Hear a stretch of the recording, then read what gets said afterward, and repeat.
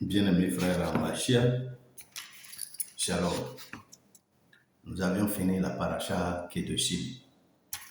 Dans la lecture, on pourra croire que nous avons fini la paracha Kedoshim, mais en réalité, la paracha qui suit et qui est la paracha de notre semaine, la paracha Émor, c'est la véritable continuité de la paracha Kedoshim. En effet, la paracha Kedoshim parle de la mise à part, de la sainteté, de la sanctification de tout le peuple. Mais la paracha Kedoshim s'adresse véritablement au Kohen, au sacrificateur, au Kohen Gadol, au souverain sacrificateur, à sa famille et à sa vie. Alors, paracha Émor contient 4 chapitres. Vaikra, Lévitique, chapitre 21-22, jusqu'au chapitre 23-24.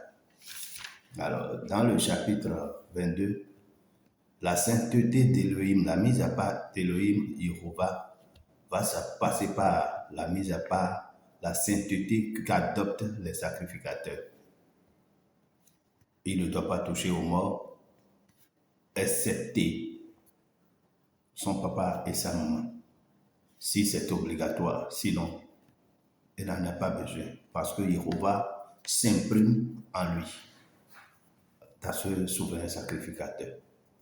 Il ne doit pas tailler les coins de barbe, ni faire d'incision. Voilà. Quand on dit les coins de barbe, c'est surtout ici. C'est toujours ici. Voilà. On parle des coins de barbe. On dira peut-être que notre frère lui-même n'a pas les coins de barbe ou bien il se fait raser. On n'a pas parlé de la barbe. On peut couper la barbe, on peut couper la chevelure, mais on ne doit pas en faire pour un respect ou un souvenir ou comment dirais-je, une admiration, une vénération satanique, idolâtrique ou pour les morts. Voilà. Donc, pour les cheveux, on ne doit pas faire des raies dans les cheveux, on ne doit pas, comme nous l'avons entendu dans la paracha Kedoshim, on ne doit pas faire une coiffure à cause de mort. Ce serait idolâtrie. Et c'est ce que, quand je prends l'Afrique l'Afrique globalement, c'est ce que nous avons fait. C'est vrai que les Indiens aussi copient ça, mais bien aimés frères, nous devons comprendre que c'est des pratiques abominables. Alors, et la femme du grand sacrificateur ou la fille du grand sacrificateur, j'allais dire, doit être vierge, respecter sa vie, il ne doit pas se prostituer. Et le grand sacrificateur lui-même ne doit pas prendre une femme divorcée, une femme d'un autre homme a connu, une femme, une veuve, ni quelque chose qui entache la réputation, l'honorabilité de ce grand souverain sacrificateur. Parce que le grand souverain sacrificateur sur la terre représente Yehovah et le grand sacrificateur sur la terre représente tout le peuple. Donc, on doit imprimer en lui tous les caractères honorables, dignes d'être mis à part de Yehovah. Alors, il doit être toujours coiffé, c'est-à-dire, ce n'est pas, je ne parle pas de chevelure maintenant, il doit porter du chapeau, le diadème, les bonnets, tout ça doit être, ne doit pas faire découvrir sa tête. Voilà, parce qu'il porte l'honneur de Yehovah. Yehovah est à honorer à tout, jamais. C'est pourquoi, et dans ce même paracha, on dit, on doit sanctifier le nom de Yehovah. Presque dans tous les chapitres de Vaikra, de la paracha Émor, dans tous les chapitres, on revient que vous devez honorer le nom, vous devez mettre à part le nom de Yehovah, votre Elohim.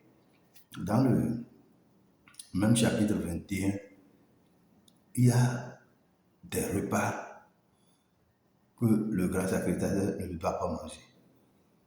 Mais les repas sacrifiés à Elohim, tout le monde n'a pas le droit de manger. Même sa fille qui est mariée à un autre homme et qui a des enfants. Alors, excepté l'esclave, son propre esclave qu'il a acheté à son propre argent, ou celui qui est né dans sa maison. La sainteté d'Élohim n'est pas une affaire de légèreté. Bien-aimés frères, nous devons comprendre et nous préparer véritablement, nous forcer, nous gêner, nous mettre sur le chemin de la séparation. Nous ne devons pas vivre comme dans le monde, dans l'insalubrité, dans le désordre, parce que le désordre appartient à Satan. Bien-aimés frères, Jéhovah, nous devons comprendre que même les repas de Jéhovah, même les fils des sacrificateurs, à défaut corporel, si c'est testicules, un non ou l'autre, ou bien un membre du corps non plus que l'autre, n'importe quel défaut corporel ne pourrait pas permettre à un héritier du sacrificateur de s'approcher du repas que son papa offre pour Jéhovah notre Elohim. Bien-aimés frères, tout ça là, ça nous apprend quoi? Ça nous apprend les grandes exigences pour lesquelles Yeshua est mort pour nous. Toi, quand tu te regardes, est-ce que tu peux réussir à ce projet? Le projet, c'est être séparé, être mis à part. Pour être mis à part, voilà ce qu'on cite. Mais nul chaîne n'a été capable de respecter exactement ça. Jéhovah a fait subir à Yeshua toutes ces choses. Et c'est parce que Yeshua a subi ces conséquences à notre place qu'il nous donne maintenant le pouvoir de vivre ces choses. Il nous donne le pouvoir de parvenir à réaliser ces choses. C'est en ça, c'est pour cette raison qu'il parle aux pharisiens dans Matthieu chapitre 22, verset 29. Vous êtes en erreur parce que vous ne connaissez pas les saintes écritures et la puissance d'Élohim. La puissance d'Élohim, c'est la Ruach HaKodesh, l'esprit de sainteté, le souffle de sainteté. Voilà. Et c'est quand quelqu'un reçoit Yeshua, qui reçoit le souffle de sainteté qui lui permet d'accomplir ces choses. Si tu reçois le souffle de sainteté, ça te donne la puissance de venir à la hauteur de Jésus, d'accomplir ces choses. C'est pourquoi nous disons que c'est Yeshua qui fait tout en nous. Alors, bien aimés frères, mais quand tu dis que tu as reçu l'Esprit et que tu dis, bon, abandonnez les lois, Yeshua a dit c'est fini, Yeshua est mort, la loi ne peut plus, c'est que tu es toujours satanique. Tu n'as rien compris. Il nous a sauvés du péché, pas pour que nous retournions au péché. Il nous a sauvés du péché pour que nous marchions comme lui a marché. Alors, donc, dans ce chapitre, nous avons vu que Jéhovah a demandé de sanctifier son nom. On est d'accord. Par rapport à ce qu'il appelle Hachem, Seigneur, sans jamais appeler son nom Jéhovah, qui veut dire écrier Hachem, écrier comme j'étais, je suis maintenant et je le serai pour toujours. Ils ont méprisé son nom. Et chacun lui donne des noms profanes. Dieu, c'est un nom profane. Hachem, c'est de l'embêtement, c'est de l'injure. Nous allons voir à la fin du chapitre comment un fils de Lévi a profané, a injurié le nom de Jéhovah et ce qui s'est passé avec lui. Nous montrons dans le chapitre 22, nous voyons que son nom doit être séparé de toute impurité, de malade. Tous ceux qui sont malades ne devaient pas s'approcher de son repas. Aucun étranger ne doit manger ses repas. Et quand on dit ça, c'est comme dans Matthieu chapitre 6 à 7, où Yeshua dit, ne donnez pas vos perles aux pousseaux. Vos perles aux pousseaux. Et c'est la parole d'Élohim qui exprime ça. La perle, c'est la parole d'Élohim. Comme Yeshua le dit dans Matthieu chapitre 13, quelqu'un qui a trouvé une perle de grand prix.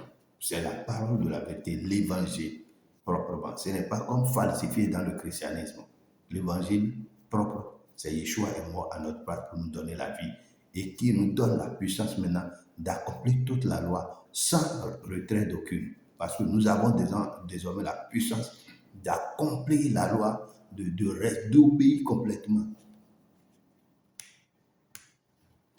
Et à la suite de ça, si tu veux faire un sacrifice agréé, il faut que le sacrifice respecte ce que la Torah a dit. C'est vrai, nous revenons en détail sur les sacrifices pour vous dire, si le temple est là, Nous devons faire des sacrifices, mais si le temple n'est pas là, il y a des sacrifices qu'on ne doit pas faire. De telle manière que, en ne faisant pas un sacrifice, nous ne violons pas la Torah. Nous respectons, nous confirmons encore la Torah. Bien-aimés frères, Jéhovah répète à la fin du chapitre 22 que son nom doit être sanctifié. C'est très important. Ceux qui ne connaissent pas Jéhovah, notre Elohim, sont perdus et n'ont jamais appelé le nom de Jéhovah, notre Elohim. Au chapitre 23, on nous parle de Shabbat, on nous parle des fêtes d'Elohim. 8 fêtes sont alliées et je vais vous les citer désormais. La première fête, c'est Shabbat. Shabbat, c'est le repos hebdomadaire qui court du vendredi au coucher du soleil au samedi au coucher du soleil. Le Shabbat ne commence pas samedi matin. Le Shabbat, c'est pas dimanche. Tout ça là, c'est de la rébellion christianisée. Le Shabbat, c'est 24 heures. À partir de, c'est pas 24 heures grégoriennes, du coucher du soleil au coucher du soleil. Du coucher du soleil du vendredi au coucher du soleil. 6 jours vous travaillez, mais le 7e jour vous devez sentir ça. C'est ça qui montre effectivement que vous avez reçu l'évangile, parce que c'est un signe sur votre cou. Aucun homme, aucune chair qui ne respecte le Shabbat n'a jamais connu Elohim Yehovah et est de ce fait déjà dans le royaume des ténèbres sataniques. Après ça, il y a Pessah, le premier mois, qui est le mois d'Aviv. Le 10e jour, on recueille l'agneau. Le 11e jour, on sacrifie l'agneau. Le 14e jour, on sacrifie l'agneau. Le seul jour où on sacrifie l'agneau s'appelle Pessah. Le 15e jour, du 15e jour au 21e jour, ça s'appelle, on mange les pains sans levain et ça s'appelle fête des pains sans levain. Ça fait 3e fête. 4e fête, le jour où on sacrifie l'agneau, Pessah, le premier jour de la semaine qui va suivre. Et ça tombe souvent, les gens parlent de dimanche. Le dimanche commence à minuit alors que le jour de l'homme commence au coucher du soleil. Bon. Non. Et c'est ce jour qui est prémisse. Ce jour-là que Yeshua s'est ressuscité de la mort. Ressuscité, ça dit quoi? Ce jour-là commence le samedi au coucher du soleil. Donc, on dit Yeshua, si on devait parler de samedi ou dimanche, Yeshua est ressuscité des morts le samedi. Le samedi soir. Ce n'est pas comme les gens le disent dimanche, Jésus est ressuscité le dimanche, c'est pourquoi nous les chrétiens, ils n'ont aucun argument. D'abord, tout ce qu'ils disent, c'est faux, parce que Jésus, tel que lui le disent, croyant en l'assimilant à Yeshua, Yeshua est ressuscité le samedi après le coucher du soleil. Nous en reviendrons pour nos auditeurs qui vont nous écouter, qui vont demander la cause. Nous allons revenir plus amplement à leur faire les détails. Nous suivons le calendrier de Jéhovah qui est l'uni solaire. Et c'est le même calendrier que le calendrier d'Enoch. Les détracteurs du calendrier lunaire aujourd'hui ne comprennent pas ce que Noé a écrit. Donc ils ne maîtrisent pas le calendrier de Noé. Dans le livre de Noé, au chapitre 72 pour quelques-uns, pour 73 pour quelques-uns, Noé a bien dit que c'est le commencement du mois. La lune qui se lève le 30e jour, c'est ce jour-là qui est le principe du mois. Et c'est ce jour qui est pour nous le commencement du mois. Noé, le calendrier de Noé est exactement le calendrier que Yeshua a utilisé. Et c'est le calendrier lunisolaire. Mais par rapport à tout ce que Noé a dit, les gens n'ont pas compris. Et non, je me dis, est-ce que c'est le français qui les dérange? Quand on quitte la 4e fête, qui est la fête des prémices, on va directement fête des semaines, qui est la Shavuot, Pentecôte. 50 jours après ce premier jour de la semaine, ça tombe aussi à partir du samedi soir au dimanche. Et c'est le jour où Jéhovah, notre Elohim, a donné la Torah à nos frères, nos grands frères, nos patriarches. Après leur sortie d'Égypte. Et c'est ce jour que Yeshua a jugé bon d'envoyer la Ruach HaKodesh, l'esprit de sainteté, le souffle de sainteté. 5e fête. Maintenant, 6e fête, le 7e mois, le premier jour du mois, Néoménie, Rosh Hashanah, nouvelle lune, c'est la septième, c'est la sixième fête. Donc tous les mois, tous les nouveaux mois, le renouvellement du mois, nouvelle lune, c'est un Shabbat, c'est une fête. Isaïe 66, verset 23-24 dit, tous les Shabbats, tous les nouvelles lunes, toute chair viendra se prosterner devant Yehovah, notre Elohim. Donc, tous ceux qui ne respectent pas Shabbat ni nouvelle lune ne sont pas des chairs, ça veut dire qu'ils sont des cochons, même des cochons sont presque des chairs à un niveau. Toute chair, Yehovah a dit. Les gens trouvent plaisir ou argument pour dire autre chose. Septième fête, il y a Yom Kippour, le jour de l'expiation, où tout le peuple d'Israël devrait humilier son âme. C'est-à-dire le 10e jour du 7e mois. Et ce jour nous rappelle effectivement le sacrifice Khatat que Yeshua constitue pour nous. Et nous ne devons pas manquer. Malheureusement, les gens abandonnent toutes les fêtes et vont pratiquer les fêtes païennes, les fêtes qui ne se trouvent pas dans la Bible. Ils se créent des fêtes. C'est la preuve, la véritable preuve qu'ils sont perdus et qu'ils sont dans le royaume des ténèbres. Le royaume des ténèbres, son origine est à Rome. Vous imaginez déjà là où je vais. Et maintenant, la 8e fête, c'est la fête des moissons.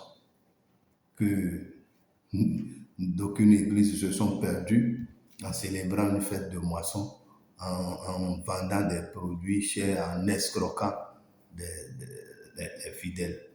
La fête des moissons, le calendrier des Juifs est un calendrier agricole. Et quand ils vont finir de moissonner leurs produits, le 6e mois, le 7e mois, ils font la fête. Et avec les indications de Yehovah. Nous ne devons faire aucune autre fête en dehors de ces fêtes. C'est vrai, Yehovah nous a dit, réjouis-toi avec ceux qui se réjouissent, pleure avec ceux qui pleurent, mais il ne nous autorise pas de créer nous-mêmes d'autres fêtes, comme Purim, comme Hanouka, comme... Yeshua nous a dit de respecter nos grands frères juifs quand ils disent exactement les choses de la Torah. Mais en dehors de ça, ils sont à rejeter. Tout ce qu'ils disent sont à rejeter. Bien-aimés frères, Yeshua est le Nazaréen, est le gardien de la Torah. Et c'est pas seulement que nous devons suivre. Matthieu chapitre 28 le dit, à partir du verset 19. C'est lui seul que nous devons suivre. C'est lui notre modèle. C'est lui notre berger. C'est lui notre vie. Voilà. Et le chapitre 24 de la paracha est mort. Finit par les ordres de la lumière, du chandelier. Comment le Kohen devrait demander de l'huile pure d'olive concassée pour que la lumière soit toujours. Cela voudra dire, c'est quand on est séparé qu'on a la vraie lumière. Donc, je vous fais appel. Je fais appel à tout le monde que vous devez revenir à l'auteur de votre vie, au créateur de votre âme. L'auteur de votre vie s'appelle Yeshua Mashiach, Melech Haolam, Emmanuel. Vous devez retourner à lui. Retourner dans son peuple, dans son royaume, le royaume de Yeshua, l'hébreu et l'israélite, le juif et le nazaréen. Vous devez retourner dans son royaume. Aucune église ne fait partie de ce royaume. Aucune dénomination ne fait partie de ce royaume. Tout ce qui est création humaine là, les idéologies, rien de ça. La parole de Yehovah est unique. Et Yehovah est unique. Yehovah, c'est Yeshua Hamashiach, qui a prêché corps dans le ventre de Myriam pour venir dans le monde entier. Je vous lance cet appel. Revenez, écoutez l'évangile, étudiez l'évangile, comprenez l'évangile, acceptez l'évangile, vivre l'évangile. Vous aurez la vie éternelle. Au nom de Yeshua Hamashiach. Amen. Pour la prochaine fois, nous irons vers la paracha Béha et Bechukotai. Que Yehovah, notre Elohim, vous bénisse. Au nom de Yeshua Hamashiach, notre Adonai.